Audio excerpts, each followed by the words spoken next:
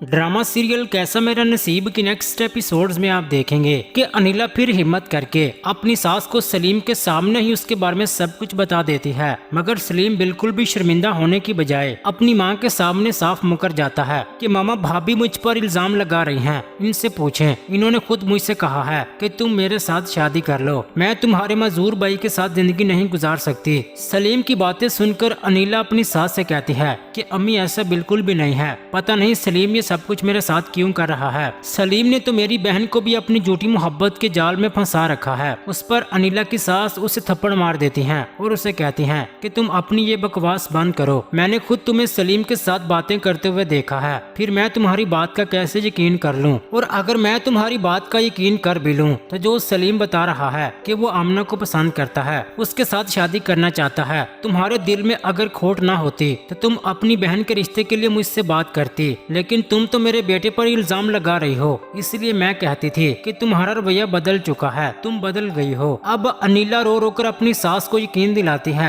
कि वो बेकसूर है, मगर उसकी सास उसकी कोई बात नहीं सुनती। अनिला की सास कहती है कि शगुफ्ता ने मुझे बिल्कुल ठीक कहा था कि तुम्हारी मनहूसियत इस घर को तबाह कर देगी, और आज मैं अपनी आंखों से देख रही हूँ। तुम्हारे साथ शादी की बात हुई तो मेरे बेटे के साथ इतना बड़ा हादसा हो गया, और जब तुम शादी करके इस घर में आई हो तो मेरे बेटे के बढ़ते हुए कारोबार में नुकसान होता जा रहा है। मेरे बेटे के साथ तुमने शादी तो कर ली, मगर अब ये नए तमाशे करके तुम जान छुड़ाना चाहती हो। उस पर अनिला रोते हुए कहती है कि अम्मी ऐसा बिल्कुल भी नहीं है, मैं तो खुद को खुशकिस्मत समझती हूँ कि मेरी शादी हमजा के साथ हुई है, मैं उनको मर के भी नहीं छोड़ना चाहती। अनिला अपनी सास के सामने हाथ जोड़कर कहती है कि आपके सामने मैं हाथ जोड़ती हूँ, मेरा यकीन करें, मैं हमजा के साथ अपने रिश्ते को पूरी ईमानदारी के साथ निभा रही हूँ। क्या अनिला की सास उसकी बातों पर यकीन कर लेगी? अपनी राय का इजहार कमेंट सेक्शन में लाजमी कर दें, वीडियो को लाइक कर दें।